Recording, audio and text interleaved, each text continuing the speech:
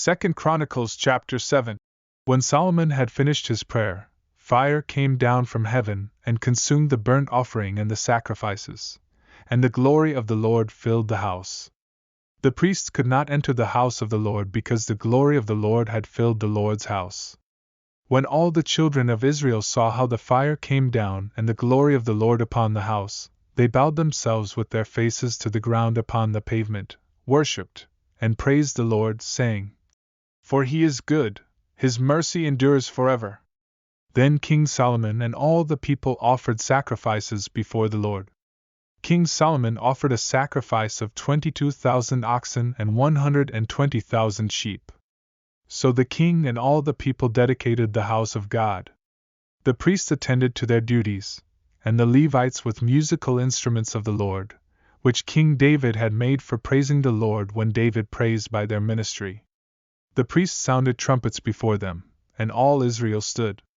Moreover, Solomon consecrated the middle of the court that was before the house of the Lord, for there he offered burnt offerings and the fat of the peace offerings, because the bronze altar that Solomon had made could not receive the burnt offerings, the grain offerings, and the fat. At the same time, Solomon kept the feast for 7 days, and all Israel with him, a very great congregation, from the entrance of Hamath to the river of Egypt. On the 8th day, there was a solemn assembly, for they had kept the dedication of the altar for 7 days and the feast for 7 days.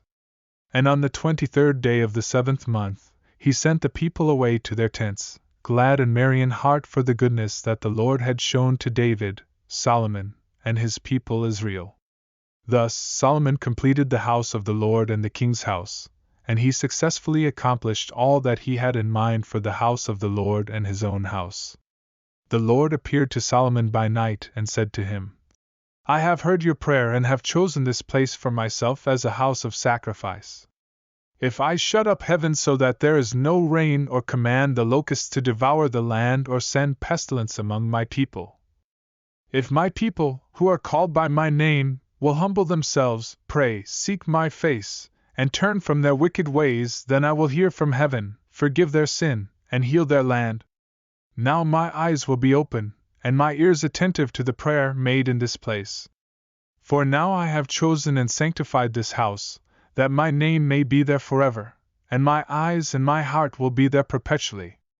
As for you, if you will walk before me as David your father walked, and do according to all that I have commanded you, and if you keep my statutes and my judgments, then I will establish the throne of your kingdom, as I covenanted with David your father, saying, You shall not fail to have a man as ruler in Israel. But if you turn away and forsake my statutes and my commandments, which I have set before you, and go and serve other gods and worship them, then I will uproot them from my land which I have given them, and this house, which I have sanctified for my name, I will cast out of my sight and make it a proverb and a byword among all nations.